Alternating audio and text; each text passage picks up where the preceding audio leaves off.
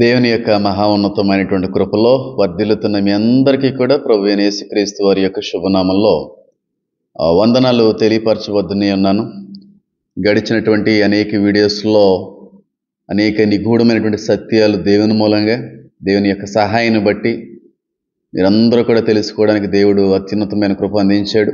ఆ సందేశాలను బట్టి అనేక సత్యాలు తెలుసుకున్నాం. అనేక నిగూఢమైనటువంటి సత్యాల్ని దేవుడు బయలుపరిచాడు. అన్నిటికంటే కూడా ఈ రాకడ సమయంలో వాస్తవ విషయాలన్నిటితో పాటుగా ఆత్మలో బలాన్ని కూడా పొందుకున్నాం.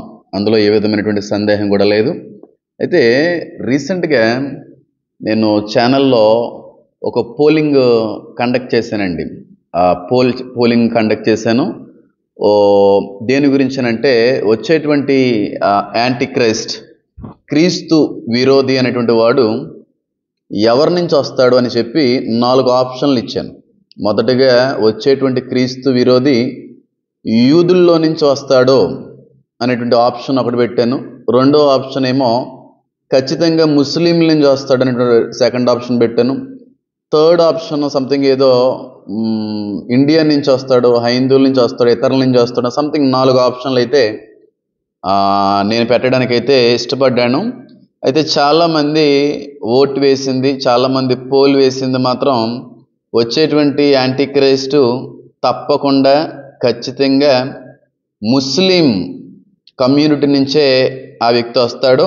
యాంటీ క్రైస్ట్ అనేటువంటి వాడు ఖచ్చితంగా తప్పకుండా ఇస్లాం మతానికి సంబంధించిన వాడే ఉంటాడని చెప్పి వాళ్ళ యొక్క నమ్మకాన్ని, వాళ్ళ యొక్క విశ్వాసాన్ని, వాళ్ళకు ఉన్నటువంటి ఆత్మ ప్రేరేపణ బట్టి వచ్చినటువంటి తలంపుని వాళ్ళు అక్కడ తెలియపరిచారు. చాలా సంతోషించాను. అయితే ఇప్పుడు కొంతమంది యూదుల నుంచి వస్తాడు అనేటువంటి విషయాన్ని కూడా కొంతమంది అయితే తెలియపరచడానికి అయితే ప్రయత్నించారు. అయితే వాస్తవానికి వచ్చేటువంటి యాంటీ క్రైస్ట్ యూదుడా, హైందవుడా, లేక ఇస్లాం మతానికి సంబంధించినటువంటి వ్యక్తి అయి ఉన్నాడా అనేటువంటి విషయాన్ని చాలా చాలా చక్కటి సాక్ష్యాధారాలతో మీ అందరికీ కూడా ఈ రోజున నేను తెలియపరచడానికి దేవుని మూలంగా ఇష్టపడతా ఉన్నా.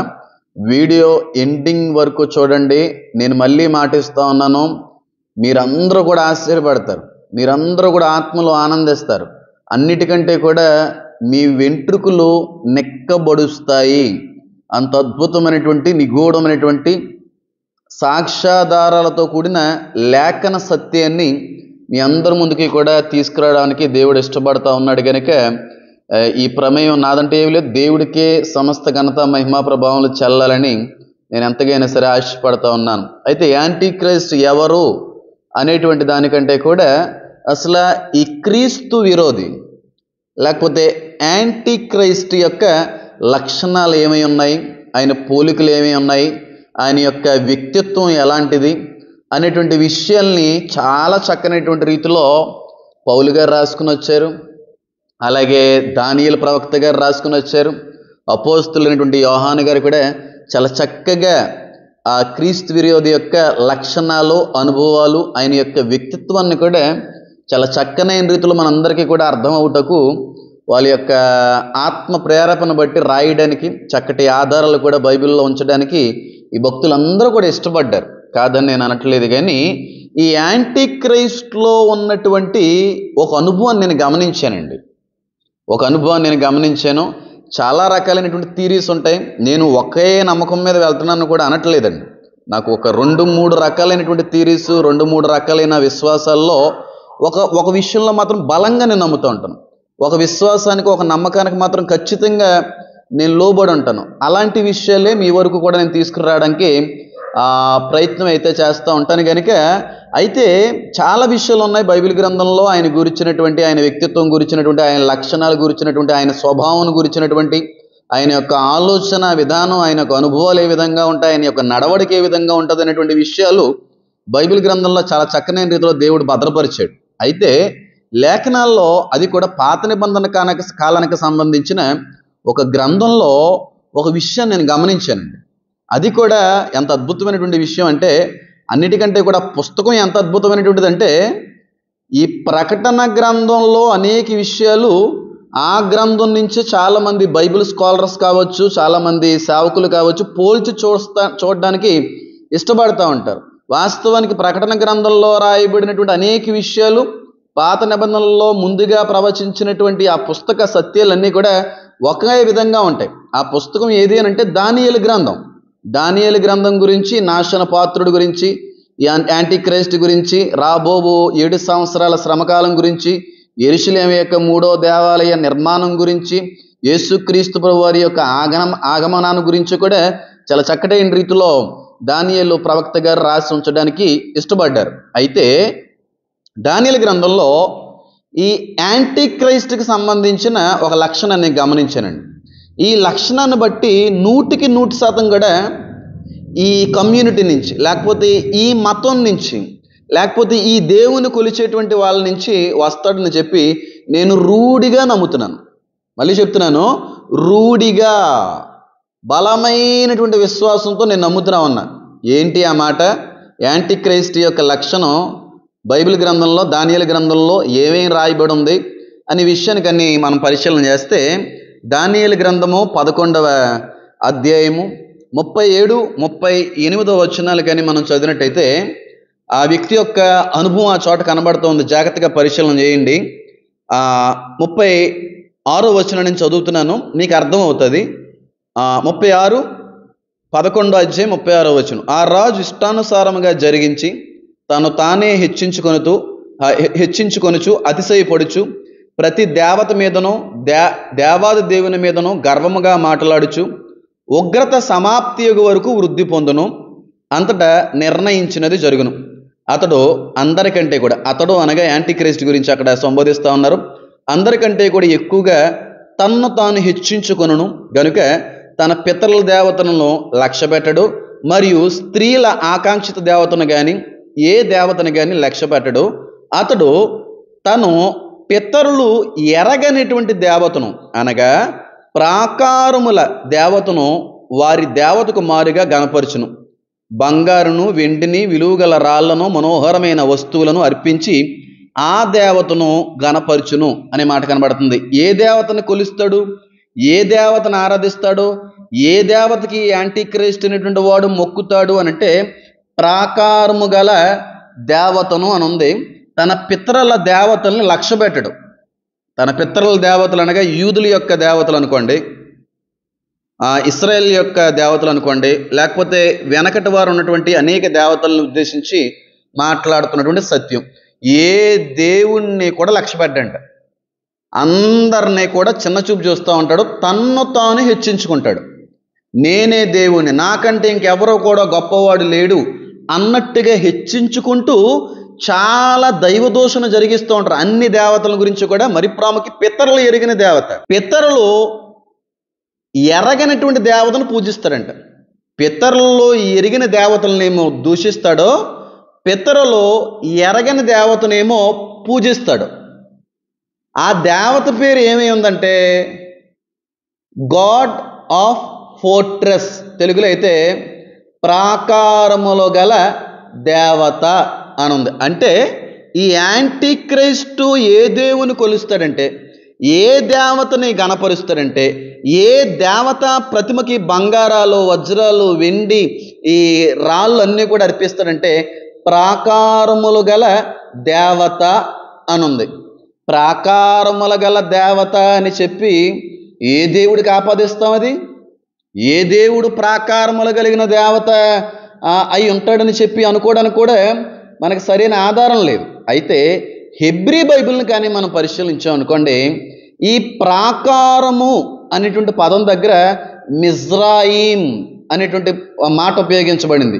మిజ్రాయిం అనేటువంటి పదం ఐగుప్తు దేశానికి అనుసంధానంగా ఐగుప్తు దేశాన్ని ఉద్దేశించి రాయబడినటువంటి మాట మిజ్రాయిం అని ఐగుప్తు దేశాన్ని కూడా పిలుస్తూ ఉండేవారు. అలాగే ఈ ప్రాకారాన్ని మావోజ్ అని కూడా పిలుస్తూ ఉంటారు హెబ్రూ భాషలో. The Lord of fortress, Jehovah Maoz, యెహోవాయే నా ప్రాకారము, అది కూడా మన దేవుడికి ఉన్నటువంటి ఒక పేరు. అయితే హెబ్రీలో మిజ్రాయిం అని చెప్పి పిలుస్తూ ఉంటారు. మావోజ్ అనగా ఫోర్ట్రెస్, ప్రాకారము, దాని గురించి మాట్లాడొద్దు. కానీ మిజ్రాయిం అనేటువంటి పదం ఐగుప్తు దేశానికి పోల్చబడతా ఉందండి. ఐగుప్తు దేశాన్ని మిజ్రాయిం అని పిలుస్తూ ఉండేవారు. ఎందుకంటే అప్పటి కాలం నుంచి కూడా ఎత్తైనటువంటి ప్రాకారములతో వాళ్ళ యొక్క రాజ్యాలు కట్టుకునేవారు. వాళ్ళ రాజ్యములన్నీ కూడా చాలా ఎత్తైనటువంటి శిఖరాలకు అందేటువంటి రీతిలో చాలా ఎత్తైనటువంటి కట్టడాలు. ఆ రోజుల్లోనే చాలా అడ్వాన్స్డ్ కన్స్ట్రక్షన్స్ అన్నీ కూడా వాళ్ళు చేస్తూ ఉండేవారు. వాళ్ళ యొక్క చెప్పులు బంగారు చెప్పులు యూజ్ చేస్తూ ఉండేవారండి ఫరోస్ అందరూ కూడా. వాళ్ళు కూర్చునేటువంటి సింహాసనాలు కూడా బంగారు సింహాసనాలు. సొలొమోను కాలంలో వచ్చినాయి కాదు ఈ సింహాసనాలు. సొలొమోను కంటే కూడా ముందున్నటువంటి కాలం ఐగుప్తు కాలంలోనే ఇవన్నీ కూడా ఉన్నాయి. అంతే అడ్వాన్స్డ్ టెక్నాలజీ ఐగుప్తుల దగ్గర ఉండేది. అయితే ఈ ఐగుప్తీయులు ఏ దేవుని కొలిచేవారు అని అంటే ఒకటా ఇద్దరా కొన్ని వందల మంది దేవతల్ని దేవుల్ని కొలిచేవారు. అమున్రా, అనూబిస్, ఇలాగ చాలా చాలా చాలా చాలా దేవతలను వాళ్ళు కొలుస్తూ ఉంటారు. అయితే చాలామంది బైబిల్ స్కాలర్స్ కావచ్చు, చాలామంది క్రిస్టియన్ సేవకులు కావచ్చు నమ్మే విషయం ఏంటంటే ఈ ఐగుప్తు నుంచే, ఈజిప్ట్ నుంచే ఇస్లాం అనేటువంటిది కూడా వచ్చిన వాళ్ళు కూడా ఉన్నారు. ఇందులో నుంచి ముస్లింలందరూ కూడా ఈ ఐగుప్తు సంతానమే అని కూడా అనేవాళ్ళు ఉన్నారు. ఇంకా బలమైన ఆధారం ఏంటంటే ఇష్మాయేలీలందరూ కూడా ఎవరి నుంచి వచ్చారండి? ఇంకా మీకు అది కరెక్ట్గా నిజమని చెప్పి నమ్మడానికి ఇది ఒక ఆధారం అంతే. ఇష్మాయేలీలందరూ కూడా ముస్లిమ్సే కదా, ఇస్లాం మతానికి సంబంధించిన వారే కదా. ఇప్పుడు అరబ్ దేశంలో ఉన్న వాళ్ళందరూ కూడా ఈ ఇష్మాయిలీలే, షియా, సున్నీలు. మళ్ళీ ముస్లిమ్స్లో 2 రకాలు ఉన్నారు. ఒకలంటే ఒకళ్ళు పడదు, అది చాలా పెద్ద స్టోరీ, ఎప్పుడన్నా చెప్పడానికి ప్రయత్నం అయితే చేస్తాను. ఈ ఇష్మాయిలీలు అందరూ కూడా ఎవరి నుంచి వచ్చారు? అబ్రహాము గారికి హాగరు యొక్క సంతానం నుంచి వచ్చారు. హాగరు ఏ రాజ్యానికి సంబంధించిన ఆవిడ? ఐగుప్తు నుంచి వచ్చినటువంటి దాసి ఆవిడ, ఐగుప్తీరాలు ఆవిడ. అలాగే ఇష్మాయేలుకి హాగరు పెళ్లి చేసింది కూడా ఐగుప్తీరాలనే.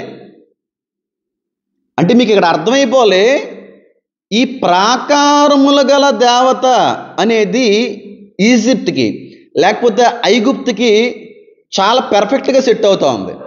అయితే ఇప్పుడు ఈజిప్ట్లో ప్రస్తుతం ఇప్పుడు కూడా ఏ రిలీజియన్, ఏ మతం ఎక్కువ పాపులేట్ అయి ఉంది, ఎక్కువ పర్సంటేజ్ ఉందనంటే 100లో 90% ఇప్పుడు ఈజిప్ట్లో ముస్లిమ్సే ఉన్నారు, ఇస్లామే ఉంది.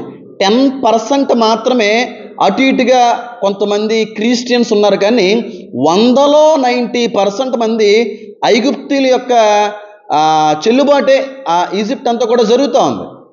కాబట్టి మనకు అర్థం అవ్వవలసినటువంటి విషయం ఏంటంటే ఈ యాంటీ క్రైస్ట్ అనేటువంటి వాడు ప్రాకారముల గల దేవతను కొలుస్తాడు. ఆ ప్రాకారములు కలిగినటువంటి దేవత ఏ రాజ్యానికి సంబంధించింది, ఏ దేశానికి సంబంధించింది అని అంటే ఖచ్చితంగా ఈజిప్ట్ అనేటువంటి ఒక నిర్ధారణకు వచ్చాం. అయితే ఇక్కడ మీకు అర్థం అవ్వాల్సిన విషయం ఏంటంటే ఈ ప్రాకారములు అని ఉంది కదండి, అది ఇంగ్లీష్లో ఫోర్ట్రెస్ అని అర్థం ఇస్తూ ఉంది. ఈ ఫోర్ట్రెస్ని అరబిక్ భాషలో కానీ చూస్తే, అరబిక్ భాషలో కానీ మనం పరిశీలిస్తే ప్రాకారాలని అరబ్ దేశస్తులు లేకపోతే అరేబియన్ లాంగ్వేజ్లో పరిశీలిస్తే కాలియా అని పిలుస్తూ ఉంటారు. ఆ కాలియా అనేటువంటి పదానికి బిల్డింగ్స్ అనే అర్థం వస్తూ ఉంది, ప్రాకారాలు అనేటువంటి అర్థం వస్తూ ఉంది, ఎత్తైనటువంటివి అనేటువంటి అర్థాలు కూడా వస్తూ ఉన్నాయి. కానీ ఆ కాలియా అనేటువంటి పదానికి సింబల్ కానీ మనం చూసాం అనుకోండి, అసలు ఆ కాలియా అనేటువంటి పదానికి అరబిక్ భాషలో ఉన్నటువంటి సింబల్ ఏ విధంగా ఉంటుందని కానీ పరిశీలన చేస్తే కాలియా సింబల్ ఇదండి. అంటే ప్రాకారము అనే సింబల్ అరబిక్లో ఈ విధంగా ఉంది, ఈ సింబల్ని నేను మన ఛానల్లో ఈ వీడియో కమెంట్లో కూడా పెడతాను. సింబల్ని కాపీ చేసి అక్కడ పేస్ట్ చేస్తాను. కావాలంటే ఈ సింబల్ మీరు కాపీ చేసి గూగుల్లో కూడా మీరు సెర్చ్ చేసుకోవచ్చు, నేను చెప్పింది కరెక్టా కాదా అని మీకు తెలుస్తుంది. ఈ సింబల్ యొక్క అర్థం ఏంటంటే అరబిక్లో జలాల్ ఓహువా. మళ్ళీ చెప్తున్నాను చూడండి, జలాల్ ఓహువా అనేటువంటి అర్థాన్ని ఇచ్చేటువంటి మాట. అంటే దాని యొక్క అర్థం ఏంటంటే అరబిక్ భాషలో ఈ కాలి అనేటువంటి సింబల్కి అర్థం ఏంటంటే ఇంగ్లీష్లో గాడ్ ఆఫ్ ది మోస్ట్ ఎక్సాల్టెడ్ అని అర్థం. అంటే అందరికంటే కూడా పైనున్న దేవుడు, అందరికంటే కూడా పైనున్న దేవుడు అని అర్థం వస్తుంది కాలియా. ఈ కాలియా అనేటువంటి పదాన్ని లేకపోతే ఈ అరబిక్ భాషని ఏ మతస్థులు ఫాలో అవుతారు? అరబిక్ అంటే ఏ మతానికి సంబంధించింది? అరబిక్ సంబంధించిన వాళ్ళు ఏ దేవుని దేవులుగా నమ్ముతారు? The God of the most exalted, అన్ని దేవుళ్ళ కంటే కూడా పైన ఉన్న దేవుడు అనేటువంటి అర్థాన్ని ఇచ్చేటువంటి సింబలే ఈ కాలియా. అయితే మీకు అర్థం అవ్వవలసిన విషయం ఏంటి? 666వ ముద్రలో మీకు ఒక విషయాన్ని చెప్పాను, ఇన్ ద నేమ్ ఆఫ్ అల్లా. ఇప్పుడు అరబిక్ భాషలో ఈ ఫోర్ట్రెస్, ఈ ప్రాకారాన్ని మనం చూసిన కాలియా, దాని సింబల్ని కానీ మనం పరిశీలన చేస్తే the God of the most exalted, అన్ని దేవుళ్ళ కంటే కూడా, అందరి దేవుళ్ళ కంటే కూడా పైన ఉన్నవాడు ఆ దేవుడే అల్లా. అంటే మనకు అర్థం అవ్వవలసిన విషయం ఏంటి అంటే, ఖచ్చితంగా ఈ యాంటీ క్రైస్ట్ అనేటువంటి వాడు అందరి దేవుళ్ళని తిడతాడు. యెహోవాని తిడతాడు, యేసును తిడతాడు, ఇంచుమించుగా అందరి దేవుళ్ళని కొడతాడు. పితరుల్లో ఎరిగిన దేవుళ్ళు అని అన్నాడు కాబట్టి యూదుల పితరుల దేవుడు ఎవరు? ఖచ్చితంగా యెహోవాయే. ఈ క్రిస్టియన్స్ లేదంటే క్రైస్తవ్యం నుంచి కొంచెం వస్తే ఆ పితరుల దేవుడు ఎవరు? యేసు. ఈ ఇద్దరిని తిడతా ఉంటాడు. ఈ పితరులు ఎరిగినటువంటి దేవుళ్ళు తిడుతూ పితరులు ఎరగనటువంటి దేవుడికి పూజిస్తాడు. అంటే యూదులు ఎరగని, యూదులు నమ్మని, జ్యూస్ నమ్మని దేవుడు ఎవరంటే అల్లా. కాబట్టి మీకు ఒక 50% అర్థమైపోవాలి, నమ్మకం వచ్చేయాలి. ఈ యాంటీ క్రైస్ట్ అనేటువంటి వాడు ఇస్లాం దేవుణ్ణి ఆరాధించే ఆరాధికుడు, ఇస్లాం దేవుణ్ణి ఆరాధించే ఆరాధికుడు. అంటే హీఈస్ ఏ అల్లా వర్షిప్పర్, అల్లాని ఆరాధించేవాడు ఈ యాంటీ క్రైస్ట్. ఇది మనకు అర్థమైపోయింది. నేను అంటాను, చాలా ఉన్నలే చెప్తానులే. అల్లాని ఆరాధించేటువంటి వాడు. ఎక్కడితో మీకు ఒక 50% కంక్లూజన్ ఇచ్చాను. రెండవదిగా, ఈ యాంటీ క్రైస్ట్ ఖచ్చితంగా నేను చెప్పబోయేటువంటి వ్యక్తి అని నమ్మడానికి ఒక ఆధారం చెప్తాను. రీసెంట్గా 2024 సంవత్సరంలో ఉన్నాం కదా మనం. అంటే ఈ సంవత్సరం నుంచి ఒకసారి వెనక్కి వెళ్తే సుమారుగా 2015 సంవత్సరంలో, అంటే ఒక 9 సంవత్సరాల క్రితం ఇశ్రాయేల్ దేశంలో ఒక యవనస్తుడు చచ్చిపోయాడండి. జాగ్రత్తగా వినండి. ఒక యవనస్తుడు చనిపోయాడు. ఆ యవనస్తుడి యొక్క పేరు నాతాన్. ఈ యవనస్తుడు సుమారుగా 15 సంవత్సరాల లోపు వయసు కలిగినటువంటి యవనస్తుడు 2015 సంవత్సరంలో చనిపోయాడు. చనిపోయి 15 నిమిషాల తర్వాత మళ్ళీ తిరిగి బతికాడు ఈ వ్యక్తి. 15 నిమిషాల్లో ఆయన శరీరంలో ప్రాణం లేదు, అబ్బాయి శరీరంలో ప్రాణం లేదు. నేను చెప్తుంది ఫాల్స్ డాక్టరైన్ కాదండి, అబద్ధం కాదండి. You can search anywhere. కావాలంటే మీరు నాకు ప్రైవేట్గా నాకు మెసేజ్ చేయండి వాట్సాప్లో, నేను మీకు లింక్స్ కూడా షేర్ చేస్తాను. నేను దేవుణ్ణి ప్రార్థన మూలంగా అడిగి తెలుసుకున్న విషయాలతో పాటుగా చరిత్ర మీద కూడా చాలా పరిశీలన చేశాను. సంభవించినటువంటి అనేక విషయాల్ని డాక్యుమెంటరీలో చేయడం జరిగింది. బయట అవుట్ ఆఫ్ సోర్స్లో కూడా చాలా విషయాల్ని సేకరించి తెలుసుకున్న విషయాన్ని చెప్తున్నాను. ఇది పుట్టుక నుంచి వచ్చిన జ్ఞానం అని మాత్రం అనట్లేదు. చాలా అవుట్ ఆఫ్ సోర్స్ ఉంది, దేవుడు తెలియపరిచినే ఉంది, దేవుడిచ్చిన తలాంతుని బట్టి బయటికి బయలుపరచబడిన సత్యాలు కూడా ఉన్నాయి. అయితే ఈ నాతాన్ అనేటువంటి బాలుడు చిన్న వయసులోనే 15 సంవత్సరాల వయసు లోపే, అంటే ఎప్పుడో చదివేనది, ఆయన ఇంటర్వ్యూ ఎప్పుడో కూడా విన్నాను, అంటే నాకు ఆ వయసు అంతగా గుర్తులేదు, నాకు తెలిసి 12 సంవత్సరాలు అనుకుంటాను, చనిపోయాడండి. చనిపోయి ఒక 15 నిమిషాల్లో ప్రాణం లేదు ఆ వ్యక్తికి. మళ్ళీ తిరిగి 15 నిమిషాల తర్వాత చనిపోయినటువంటి ఆ యవన కుమారుడు తిరిగి బతుకుతాడు. బతికినప్పుడు అందరూ కూడా ఆశ్చర్యపోతారు. అసలు ఏం జరిగింది అని అంటే ఆయన ఒక సాక్ష్యాన్ని అందిస్తాడు. నేను చనిపోయిన తర్వాత జరిగిన విషయం ఏంటని చెప్పి రేమండ్ మూడీ అనేటువంటి ఒక డాక్టర్ గారు ఒక అద్భుతమైన డాక్యుమెంటరీ చేసి చనిపోయిన తర్వాత నిజమైనటువంటి జీవం ఉందని చెప్పి ఆయన పుస్తకం కూడా రాయడం జరిగింది. చాలామంది దగ్గర నుంచి సాక్ష్యాన్ని కూడా ఆయన బయట తీసుకుని వచ్చాడు. ఇది మీకు చెప్పాను. ఆయన ఏం చెప్పాడో ఈ వ్యక్తి కూడా అదే చెప్పాడు. చనిపోయిన తర్వాత నేను ఒక ట్యూనల్లో, ఒక స్వరంగం గుండా వెళ్ళిపోయాను. ఒక అద్భుతమైనటువంటి వెలుగు నాకు కనబడ్డది. కనబడిన తర్వాత నాకు ఒక అద్భుతమైనటువంటి దర్శనాన్ని నేను చూశాను. దర్శనాన్ని నేను చూడడం జరిగింది అని చెప్పి ఆయన దర్శనం అంతటినీ కూడా ఈ 15 నిమిషాల్లో జరిగినటువంటి దర్శనం అంతటినీ కూడా చెప్పడానికి ప్రయత్నించాడు. చాలా విషయాలు చెప్పాడు. అన్ని విషయాలు చెప్పడానికి అవకాశము, సమయం లేదు కనుక అవసరమైనటువంటి 2 విషయాలు అయితే చెప్తాను. ఏంటి ఆ వ్యక్తి చెప్పినటువంటి విషయం అంటే, యెరూషలేము యొక్క 3వ దేవాలయాన్ని చాలామంది పాడు చేస్తారో అని చెప్పారు. అలాగే యేసుక్రీస్తు ప్రభువు వారు రాబోచున్నాడు అని దర్శనం చెప్పాడు.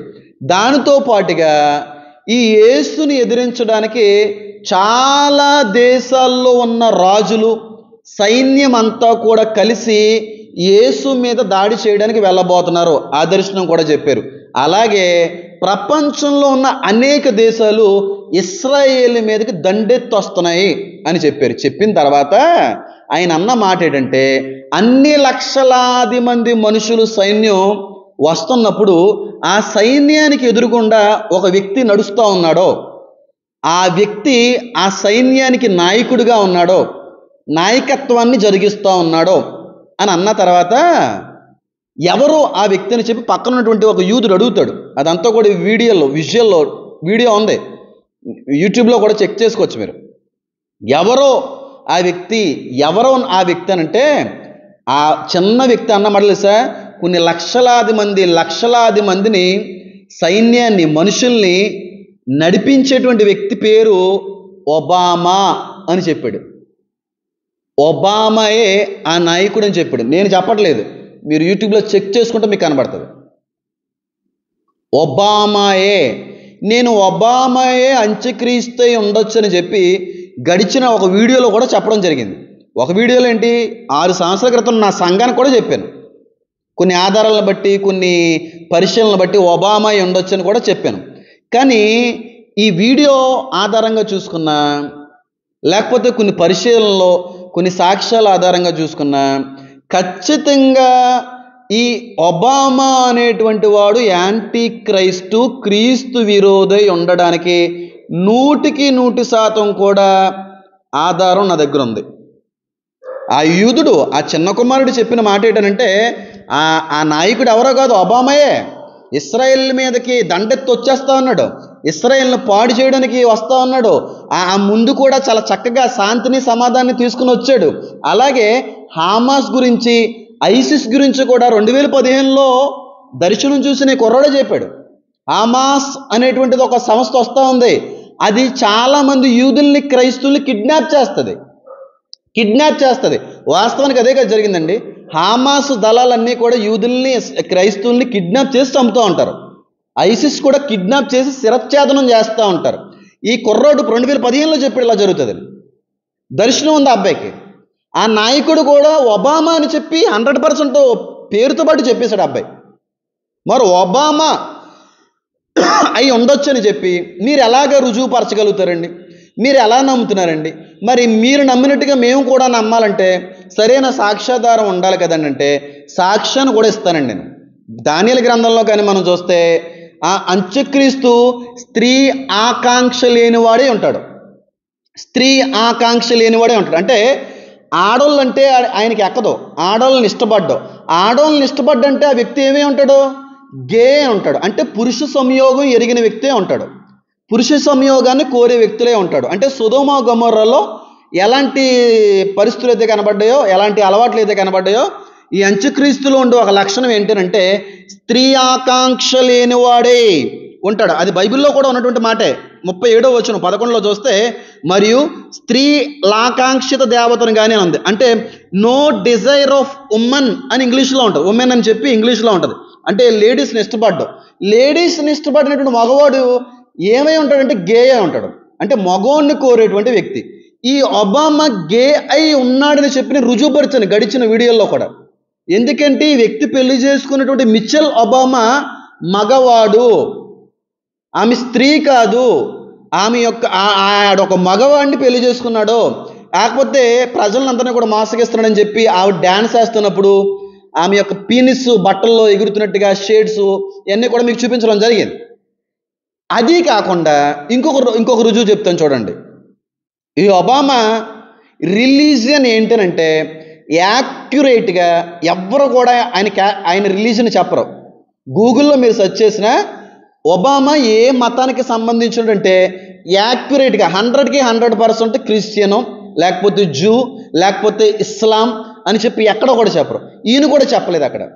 అయితే వీళ్ళ పితరులు సౌత్ ఆఫ్రికాలో ఉన్నటువంటి వ్యక్తులకి నుంచి వచ్చినాడు ఇతను. సౌత్ ఆఫ్రికాలో ఉన్నటువంటి ఇతని పితరుడు, మేబీ అతని ఫాదరా లేకపోతే తాతయ్య గారు ఎవరో, ఆయన ముస్లిం అతను. ఈ ఒబామా ఒకనొక సమయంలో అంటాడు, నేను కూడా యూదున్నే అంటాడు. ప్రెస్ అందరి ముందు కూడా వీడియో పెట్టాను, కాళ్ళతో చూసుకోండి మీరు. నేను కూడా యూదున్నే అని అంటాడు. నేను కూడా యూదున్నే అని అంటాడు. అంటే ఈయన క్రిస్టియనా, ఈయన యూదుడా, ఈయన ముస్లిమా అని చెప్పి 100% ఒప్పుకోవట్లేదు ఆ వ్యక్తి. అయితే ఈయన ఖచ్చితంగా అల్లా భక్తుడు, లేకపోతే ముస్లిం మతానికి సంబంధించినడు, ఈయన ఇస్లామిక్ వర్షిప్పర్ అని నమ్మడానికి ఒక బలమైన సాక్ష్యం దొరికిందండి. చాలా బలమైనటువంటి సాక్ష్యం. ఏంటి ఆ సాక్ష్యం అంటే, నేను ఆల్రెడీ ఆ వీడియోని మీ అందరికీ కూడా ఆ ఇమేజెస్ అంతటినీ కూడా మీకు నేను ఆల్రెడీ ఒకనొక సమయంలో పెట్టడానికి ప్రయత్నించాను. మీరు చూసారో లేదో నాకైతే తెలియదు, కానీ ఒకసారి ఆ వీడియోను కూడా చూడడానికి ప్రయత్నించాను. ఒబామా గారి యొక్క వెడ్డింగ్ రింగ్, ఆయన పెట్టుకున్నటువంటి రింగు ఇదండి. వెడ్డింగ్ రింగ్ ఇది, ఒబామా గారి యొక్క వెడ్డింగ్ రింగ్. మీకు అక్కడ అరబిక్ భాష మీకు అర్థమైపోతుంది ఎవరికి సంబంధించినడో. అయితే ఈ సింబల్స్ని కానీ మనం జాగ్రత్తగా కానీ పరిశీలించగలిగితే ఆ సింబల్ ఇచ్చేటువంటి అర్థం ఏంటంటే అల్లా తప్ప మరొక దేవుడు లేడు అని దాని అర్థం. ఆ రింగ్ యొక్క అర్థమైందా మీకు? అల్లా తప్ప మరొక దేవుడు లేడు అనేటువంటి అర్థం. అంటే మీరు అరబిక్లో ఆ సింబల్స్ని వాటిని కూడా చూస్తే మీకు చాలా చక్కగా అర్థం అవుతుంది. నో వన్ ఎక్సెప్ట్ అల్లా అని అర్థం. అంటే ఒబామా గారు పెట్టుకున్నటువంటి ఆ వెడ్డింగ్ రింగ్ మీద ఉన్నటువంటి అక్షరాలు, అరబిక్ అక్షరాలు, ఆ అక్షరాలు ఇచ్చేటువంటి అర్థం ఏంటంటే there is no one except Allah, Allah తప్ప మరొక దేవుడు లేడు అనే అర్థాన్ని ఇస్తాం. ఇప్పుడు చెప్పండి, ఎందుకు బరాక్ ఒబామా అంత్యక్రీస్తు ఉండకూడదు? యాంటీ క్రైస్ట్ ఖచ్చితంగా అల్లా ఆరాధికుడు, రుజువు పరిచయం. రెండవదిగా యూదుడైనటువంటి నాతానుకు వచ్చిన దర్శనంలో ఒబామా రాజ్యాన్ని వేసుకుని ఇస్రాయేల్ మీదకి వస్తున్నాడు, అది కూడా రుజువు పరిచయం. మూడవదిగా ఒబామా పెట్టుకున్న వెడ్డింగ్ రింగ్ మీద అల్లా, అరబిక్లో అల్లా తప్ప మరొక దేవుడు లేడని రాయబడి ఉంది. ఈ 3 ఆధారాలు సరిపోవా? వచ్చేటువంటి క్రీస్తు విరోధి, నాశన పాత్రుడు ఖచ్చితంగా ఇస్లాంకి సంబంధించిన వాడే ఉన్నాడని. అది ఎలా కుదురుతుందండి పాస్టర్ గారు? అది ఎలాగవుతుందండి పాస్టర్ గారు? ఎలా నమ్మాలండి? దానికి కూడా ఆధారం కావాలి కదండి. ఇప్పుడు ఇందాకే నాకు ఒక మెసేజ్ కమెంట్ వచ్చింది, నోటిఫికేషన్ చూశాను. ఆ కమెంట్లో ఆవిడో మరి ఆయన పెట్టిన విషయం ఏంటంటే, ఇప్పుడు ఒకవేళ నిజంగానే మీరు అన్నట్టు ఇస్లాం, గడిచిన వీడియోలో కూడా చెప్పాను, మేబీ అవి ఉండొచ్చని, ఇస్లాం నుంచి కానీ వచ్చేవాడిగా అంత్యక్రీస్తుంటే యూదులు నమ్మరు కదండి. యూదుల నుంచి వచ్చినోడైతేనే కానీ బయట వ్యక్తులను యూదులు నమ్మరు కదండి. కాబట్టి ఖచ్చితంగా యాంటీక్రీస్ట్ యూదుడై ఉంటాడండి అనే కమెంట్ను కూడా కొంతమంది చేశారు. మీరు కానీ ప్రకటన గ్రంథాన్ని కానీ జాగ్రత్తగా కానీ పరిశీలిస్తే ఒక మాట కనబడుతుందండి. నేను చదువుతున్నాను చూడండి. ప్రకటన గ్రంథం 17వ అధ్యాయాన్ని కానీ చదివితే, 17వ అధ్యాయం, ప్రకటన గ్రంథం 17వ అధ్యాయం 11-12 వచనాలు చదివితే నీకు అర్థమైపోతుంది ఖచ్చితంగా అక్కడ ఏం జరుగుతుందని చెప్పి. ఉండనిదియు ఇప్పుడు లేనిదినైనా ఈ క్రూర మృగము ఆ 7గురితో పాటు ఒకడనై ఉండి తానే 8వ రాజగుచు నాశనములకు పోవును అని రాయబడి ఉంది కదా. దాని పై వచ్చిన 9-10, మరియు 7 రాజులు కలరో 5 కూలిపోయారు, ఒకడున్నాడు, కడమవాడు ఇంకనూ రాలేదు. కడమవాడు ఇంకోటి రాలేదు. ఎవడో ఆడంటే యూదుల మీద మెస్సైగా వచ్చేవాడు. ఆఖరివాడు ఇంకా రాలేదు. వచ్చిన తర్వాత అతడు కొంచెం కాలం మాత్రమే ఉండవలెను. అంటే యూదులు ఒక వ్యక్తిని తీసుకొని వస్తారు. ఏమని? ఈయనే మెస్సయ్య అని చెప్పి, ఈయనే రావలసిన మెస్సయ్య అని చెప్పి యూదులు తీసుకుని వచ్చినటువంటి వాడు కొన్ని రోజులు ఉంటాడు. ఉన్న తర్వాత ఆయన తర్వాత కొంచెం కాలం తర్వాత వెళ్ళిపోతాడు. వచ్చినవాడు అతడు కొంచెం కాలం ఉండవలను. ఉండనిది ఇప్పుడు లేనిది నేనా ఇంక క్రూరముఖము 7 పాటు ఒకడునై ఉండి తానే 8వ రాజుగుచు నాశనకు పోవును. అంటే యూదులు ఒకరిని తీసుకుని వస్తాడు, తీసుకుని వచ్చేవాడు కూడా యూదుడే. ఆ వ్యక్తే మెస్సయ్య అని వాళ్ళు కూడా నమ్ముతారు. ఆ వ్యక్తి కొన్ని రోజుల తర్వాత మాయమైపోతాడు, కనబడ్డు. చంపేస్తారా? అసలు ఈడు అసలు మెస్సయ్య కాదని చెప్పి వాళ్ళే గెంటేస్తారా అనే తర్వాత, కానీ వీళ్ళతో పాటుగా ఉన్నవాడు ఒకడున్నాడు, 7వ రాజు. ఆడు క్రూర మృగము. 8వ వాడిగా ఆ వాడే కొనసాగుతాడు. ఆ నాశనం అయ్యేంత వరకు కూడా వాడే ఉంటాడని చెప్పి. అంటే ఈ వ్యక్తి యూదులు తీసుకుని వచ్చేటువంటి మెస్సయ్య కొన్ని రోజుల్లో మాయమైపోయిన తర్వాత, దూరం అయిపోయిన తర్వాత వీళ్ళతో పాటు ఒకటిగా ఉన్నవాడు ఒకడున్నాడు చూడండి. ఆ యాంటీ క్రైస్టే వీళ్ళకి అధికారి అయి ఉంటాడు. వాడే క్రూర మృగము అనేటువంటి మాట ఇక్కడ సంబోధించబడింది. అర్థమైందో లేదో? అయితే ఇప్పుడు యూదులు తీసుకొని వస్తున్నట్టుగా తీసుకుని వచ్చి యూదుడు అసలు మెస్సయ్య కాదండి. కొన్ని రోజుల తర్వాత పోతాడు, చంపేయడమా ఏదో జరుగుతుంది. కానీ అసలు శిశులైనడు వస్తాడు. ఆ వచ్చినోడిని యూదులు నమ్ముతారంటే 100% నమ్ముతారు.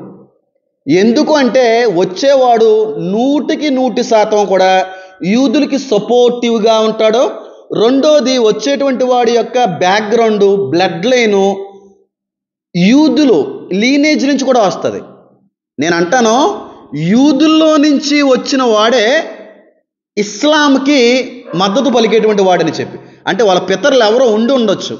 మేబీ బరాక్ ఒబామాలో కూడా యూదులు ఉన్నారంటున్నాడు ఆయన. ముస్లిమ్స్ కూడా ఉన్నారని చెప్పి చరిత్ర తెలియపరుస్తోంది, హిస్టరీ తెలియపరుస్తోంది, గూగుల్ తెలియపరుస్తోంది. కనుక ఖచ్చితంగా ఈ నాశన పాత్రుడు బరాక్ ఒబామా ఉండొచ్చు. అయితే యూదులు నమ్మాలంటే యూదులకి మేలు చేయాలి, యూదుల యొక్క దేవుడికి అనుకూలంగా మాట్లాడాలి. ఫస్ట్ 3.5 years కూడా అనుకూలంగానే ఉంటాడు, శాంతిని సమాధానాన్ని తీసుకొస్తాడు, అందరికీ కూడా నచ్చేట్టుగానే వ్యవహరిస్తాడు. ఎవరికి నచ్చేట్టుగా? యూదులకి నచ్చేట్టుగా. నేను ఒక మాట చెప్పాలంటే, యూదుల్ని ముస్లింల్ని ఫ్రెండ్స్ చేసేటువంటిది కూడా ఈ అంత్యక్రీస్తే. వీళ్ళిద్దరి మధ్యన కూడా ఫ్రెండ్షిప్ని కుదురుస్తాడు. అరబ్ దేశాలకి ఈ యూదులకి మధ్యన ఫ్రెండ్షిప్ని తీసుకొస్తాడు. అయితే ఫ్రెండ్షిప్ తీసుకుని వచ్చి యూదులకు చేసేటువంటి విషయం ఏంటంటే, ఆ యెరూషలేము యొక్క 3వ దేవాలయం కట్టుకోవడానికి అరబ్ దేశస్తులు కూడా ఒప్పుకుంటారు. అంత అద్భుతంగా శాంతిని, అంత అద్భుతంగా ఒప్పందాన్ని తీసుకుని వస్తాడు. అరబ్ దేశస్తులు సైతం ఈ వ్యక్తి యొక్క మాటని గౌరవించి యూదులకు అనుకూలంగా సరే కట్టుకోండి అని చెప్పి వాళ్ళు సైతం ఒప్పుకునేట్టుగా చేస్తాడు. అప్పుడు ఈ యూదులు ఈ వ్యక్తిని నమ్ముతారా లేదా?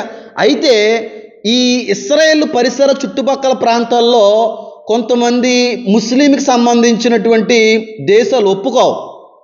ఈ యాంటీ క్రైస్ట్ పెట్టినటువంటి ఈ ఒప్పందానికి ఒప్పుకోవు.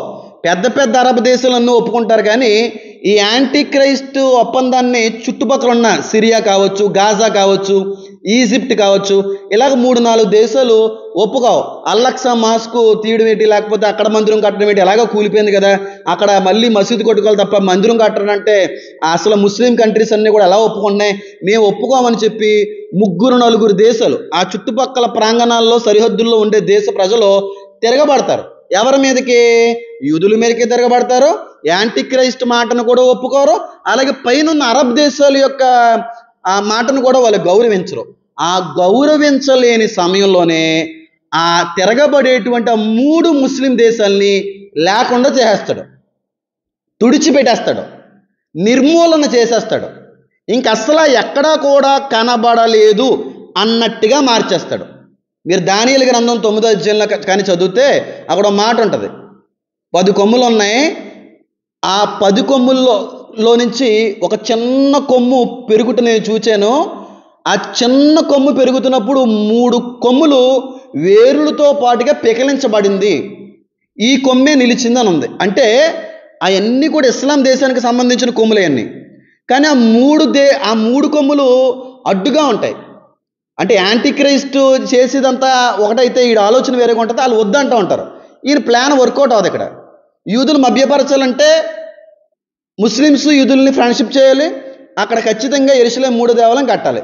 అందరూ ఒప్పుకుంటారు, కానీ ఈ దేశ సరిహద్దుల్లో ఉన్నటువంటి 3 కొమ్ములు ఒప్పుకోవు. ఈ 3 రాజ్యాలు ఒప్పుకోవు, ముస్లిం రాజ్యాలే. ఆ 3 రాజ్యాల్ని ఈ యాంటీ క్రైస్ట్ చంపేస్తాడు. ఆ 3 రాజ్యాలు లేకుండా చేస్తాడు. పెకలించబడుద్దని ఉంది, రూట్స్తో పాటు తీసేస్తాడంట. ఇంకా అసలు ఆ కంట్రీసే కనబడవు. నాకు తెలిసి సిరియా, గాజా, ఇలాగా ఒక ఈజిప్ట్ కానీ ఇలా హెజ్బోల్ అలాగా అయ్యి ఉండొచ్చు, ఇంకా కనబడవు. అప్పుడు ఏమవుద్ది చెప్పండి? యూదులందరికీ దేవుడు అయిపోతాడా లేదా? యూదులందరికీ దేవుడు అయిపోతాడా? కానీ వీడి ప్లాన్ తెలీదు. అయితే ఈ విషయం పైన అరబ్ దేశాలకి నచ్చదు. తర్వాత కొంచెం నచ్చక అరబ్ దేశాల్లోనే ఈ యాంటీక్రైస్ట్ని చంపేయడం అనేది జరుగుతుంది. చంపేసిన తర్వాత తిరిగి సాతాను మూలంగా బ్రతుకుతాడు, పునరుద్ధానుడు అవుతాడు. ఫస్ట్ 3.5 సంవత్సరాల తర్వాత రెండోసారి ఇంటర్వెల్ అయిన తర్వాత ఇస్రాయేల్కి అడుగు పెడతాడు. ఇస్రాయేల్లోకి అడుగు పెట్టిన తర్వాత ఇస్రాయేల్ అందరూ కూడా వచ్చేసాడు, బతికేసాడు మా ఓడు అని అనుకుంటారు. కానీ నిషిద్ధమైనటువంటి ఆ వస్తువుని ఆ మందిరంలో పెట్టిన తర్వాత వీళ్ళు బలు వెలుగుతుంది. అప్పుడు వరకు వీళ్ళని నమ్మరు. అప్పుడు కొండల తట్టు పారిపోతారు అనేటువంటి విషయం అంతా కూడా బైబిల్ గ్రంథంలో కూడా చాలా చక్కనైన రీతిలో దేవుడు ఉంచడానికి ఇష్టపడ్డాడు. కాబట్టి ఇంతకంటే పెద్ద ఆధారం మీకు అవసరం లేదని నేనైతే అనుకుంటున్నాను. మరి కాదా? అయితే మీ అందరికీ కూడా ఒక సందేహం వచ్చి ఉండాలి. ఏమండి, యాంటీ క్రైస్ట్ మీరు ఒబామా అంటున్నారు, మరి ఇప్పుడు ఒబామా అసలు నెగ్గాలి అంటే ఆయన పోటీ చేయాలి కదా. ఆయన 2 సార్లు పోటీ చేసాడు, నెగ్గేసాడు, వెళ్ళిపోయాడు. ఇంక 3ఓసారి పోటీ చేయడానికి వీల్లేదు కదా అని మీరు అనుకోవచ్చు. మరి ఏ విధంగా పోటీ చేయకుండా ఆయన ప్రెసిడెంట్గా అయ్యే అవకాశం ఉంది, లేకపోతే ఒక నాయకుడిగా, ఒక రాజ్యాధికారిగా అయ్యే అవకాశం ఉందని చెప్పి మీరు అనుకోవచ్చు. ఒబామా ప్రెసిడెంట్గా అవి అవకాశం లేకపోవచ్చు, కానీ ప్రస్తుత ప్రపంచానికి రాజు ఎవరో తెలుసా అండి? కింగ్ ఎవరో తెలుసా? సాతాను. వాడికైనా అసాధ్యమా? ఏమన్నా చేయగలడు, ఏదన్నా మతలబు చేసి ఎవరినన్నా నిలబెట్టగలడు. కానీ సాతాను వరకు ఎందుకండి? ఒబామా పార్టిసిపేట్ చేసేటువంటి అవకాశం లేకపోవచ్చు, కానీ వాళ్ళ వైఫ్ అయిన మిచెల్ ఒబామా పార్టిసిపేట్ చేయొచ్చు కదా. మిచెల్ ఒబామా పార్టిసిపేట్ చేసి మిచెల్ ఒబామాని ఈయన వెనకుండా నడిపించవచ్చు కదా. లేకపోతే మిచెల్ ఒబామాని ఏమో ప్రెసిడెంట్గా ఉంచి చేసేదంతా ఈయన చేయొచ్చు కదా. అయితే మిచెల్ ఒబామా పోటీ చేస్తుందంటే 2024 సంవత్సరంలో అమెరికన్ ప్రెసిడెంట్ ఎలక్షన్లు జరుగుతున్నాయి. ఆ ఎలక్షన్లో నాకున్న ఇన్ఫర్మేషన్, నాకు తెలిసినటువంటి విషయం ఏంటంటే మిచెల్ ఒబామా కూడా ఈ ఎలక్షన్లో పోటీ చేయబోతా ఉందని చెప్పి నిన్నటి వరకు అయితే మాత్రం అసలు ఆ రూమర్ లేదు, కానీ రూమర్స్ వచ్చినాయి పోటీ చేసే అవకాశం ఉందని. ఒకవేళ మిచెల్ ఒబామా కానీ ఇప్పుడు అమెరికన్ ప్రెసిడెన్సీలో కానీ పోటీ చేసే పరిస్థితులు ఉంటాయి, ఇంక మీరు వెనక్కి తిరిగి చూడవలసిన అవసరం లేదు. 100% యాక్యురేట్గా ఈ ఒబామాయే యాంటీ క్రైస్టే ఉండొచ్చు.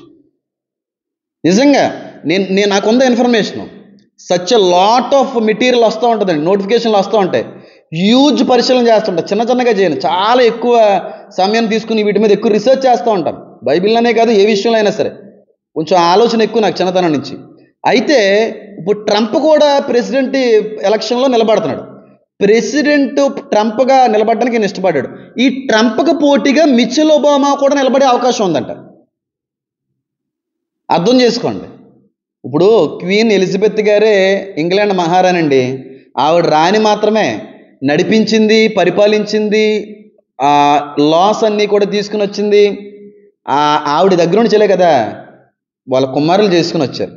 మిచెల్ ఒబామా కానీ ప్రెసిడెంట్ అయిందనుకోండి, ఆవిడ ప్రెసిడెంటే, కానీ నాయకుడిగా ఏలేది మాత్రం ఒబామాయే, అందులో సందేహం లేదు. ఇంకా అర్థమయ్యేలా చెప్తా చూడండి, ఇది మీరు నమ్మొచ్చు నమ్మకపోవచ్చు. యాంటీ క్రైస్ట్ ఖచ్చితంగా ఒబామాయే ఉండొచ్చు అని చెప్పింది కదా. అబద్ధ ప్రవక్తలు ఉన్నారు చూడండి. అబద్ధ ప్రవక్త కూడా ఇస్లామిక్ కమ్యూనిటీ నుంచి వచ్చేవాడిని కూడా వీడియో చేశాను.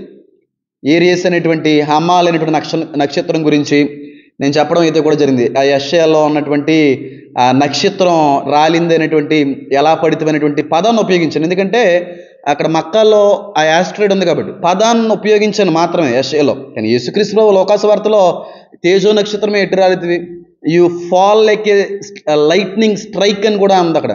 అయితే అక్కడ నక్షత్రం అని ఎక్కడ రాయబడలేదు, ఐజియాలో ఉన్న ఆ పదాన్ని ఉపయోగించాను అంతే, అంతమించి అయితే ఏం కాదు. అయితే ఈ మిచెల్ ఒబామా అబద్ధ ప్రవక్త అయితే మీకు ఏదైనా నష్టమా? ఏంటండి షాక్? ఇంతకంటే పెద్ద షాక్ ఎప్పుడు ఇంకేం అవ్వదేమో అన్నట్టుగా చూస్తున్నారు మీరందరూ. నిజానికి మిచెల్ ఒబామా అబద్ధ ప్రవక్త ఎందుకు ఉండకూడదు? ఒకవేళ ఒబామా అంత్యక్రీస్తు ఉంటే అబద్ధ ప్రవక్త మిచెల్ ఒబామా అయి ఎందుకు ఉండకూడదు? ఖచ్చితంగా మిచెల్ ఒబామా ఉండొచ్చు కదా. ఈ ఇద్దరు కూడా నాశనానికి ప్రపంచాన్ని నడిపించవచ్చు కదా, వీళ్ళిద్దరు ప్రమేయంతోనే మొత్తం అంతా కూడా జరిగించవచ్చు కదా అని మీరు అనుకుంటున్నారు. అంత్యక్రీస్తు చనిపోయి తిరిగి పునరుద్ధానుడై ఇశ్రాయేల్లో అడుగుపెట్టిన కొంతకాలానికి ఫాల్స్ ప్రాఫిట్ వస్తాడు, అబద్ధ ప్రవక్త వస్తారు. మనం ప్రకటన 13వ అధ్యాయం చదివితే 15 నుంచి ఫాల్స్ ప్రాఫిట్ అని ఉంది, అబద్ధ ప్రవక్త.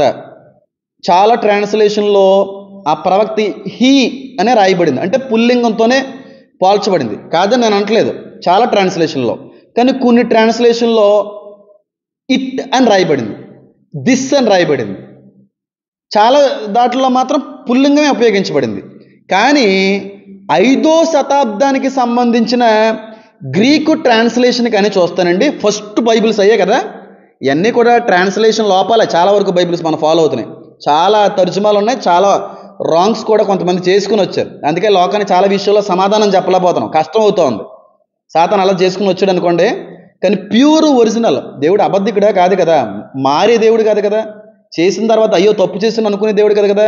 మరి అలాంటప్పుడు ఇన్ని ట్రాన్స్లేషన్లు తర్జుమాలు రావడానికి గల కారణం దేవుడు అనుకుంటున్నారా? కాదు కాదు, దేవుడు కాదు. ఉన్నట్టుగానే రా మెటీరియలే దేవుడు తీసుకుని వచ్చాడు. తర్వాత కొంతమంది ప్రలోభాలతో, కొంతమంది యొక్క ఆలోచనలతో మార్పులు అయితే జరిగినాయి, దానివల్ల నష్టాలు వచ్చినాయి, మేలు కూడా జరిగినాయి. ఏదైనా సరే 5వ శతాబ్దానికి సంబంధించిన గ్రీకు ట్రాన్స్లేషన్లో ఎప్పుడో చదివానండి, ఎప్పుడో నేను చదివిందో లేకపోతే చూసిందో విన్నదో నా బాగా గుర్తు ఇప్పటికి కూడా. 5వ శతాబ్దానికి సంబంధించిన గ్రీక్ బైబిల్లో ఈ అబద్ధ ప్రవక్త అనేటువంటి చోట హీ అని రాయబడలేదు, షీ అని రాయబడింది. షీ అనగా ఉమన్, అంటే ఒక ఆడావిడి. అబద్ధ ప్రవక్త స్టార్టింగ్ డేస్లో ఉన్న బైబిల్లో రాయబడినట్టు ట్రాన్స్లేషన్ మాట్లాడుతున్నాను. ఇప్పుడైతే హీ అని ఉంది, లేదంటే దిస్ దట్ ఇట్ అని రాయబడింది. కానీ ఆ ఆదిలో ఉన్న గ్రీక్ బైబిల్లో హీ అని పుల్లింగం ఉపయోగించబడలేదు, స్త్రీలింగం ఉపయోగించబడింది, షీ అని ఉపయోగించబడింది. గడిచిన వీడియోలో కూడా షీ అనే మాట ఉపయోగించాను, గుర్తుందో లేదు మీకు. కాబట్టి ఆ ట్రాన్స్లేషన్ని, లేకపోతే యేసుక్రీస్తు ప్రభువారి ఆరోహణమైనటువంటి అనంతరం వచ్చిన తొలి దైవ గ్రంథాన్ని, గ్రీకు అనువాదాన్ని, గ్రీకు ఒరిజినల్ ట్రాన్స్లేషన్ని, స్టార్టింగ్ భాషను కానీ పరిశీలిస్తే అబద్ధ ప్రవక్త వాస్తవానికి షీయే ఉంటాడు, షీ అయి ఉంటుంది, అంటే ఫాల్స్ ప్రాఫిట్. ఈ అబద్ధ ప్రవక్త ఆడదే ఉండొచ్చు అని చెప్పి ఈ విధంగా కూడా నేను చెప్తున్నాను. అంటే 100% యాక్యురేట్గా అని నేను చెప్పట్లే, కానీ ఈ ఆధారాలు ఉన్నాయంటున్నాను. ఎందుకంటే మీరు వాక్యాన్ని ఒకసారి పరిశీలించండి, మీరు వాక్యాన్నే పరిశీలించండి. పాత నిబంధనలో యెహోవా ప్రవక్తలందరినీ కూడా నాశనం చేసింది ఎవరండి? ఇజబేలు స్త్రీ కదా, ఎంతమంది ప్రవక్తలను చంపేసింది? ఏలియాకి సైతం 3 చెరువులు నీరు తాగించినట్టుగా చేసింది, అంత భయంకరమైన ప్రవక్త. ఆ జెజబేలు పేరు ప్రకటన గ్రంథంలో కూడా ప్రస్తావించబడుతుంది. ఆ ఆడావిడి సాతాను చేతిలో బాగా వాడబడి దేవుని ప్రవక్తలను సైతం చంపించారు. చివరికి కొత్త నిబంధన కానీ మనం చూస్తే హేరోదు యొక్క కుమార్తె కూడా బాప్తీసు ఇచ్చి యోహాను తలను అడిగింది, ఈవిడ కూడా స్త్రీయే. 2 నిబంధనల్లో కూడా ఒక స్త్రీ దేవుడికి, దేవుని జనాంగానికి వ్యతిరేకంగా ఉండడంతో పాటుగా ఇంత నరమేధాన్ని సృష్టించినటువంటి వ్యక్తులు ఈ స్త్రీలే 2 నిబంధనల్లో కూడా.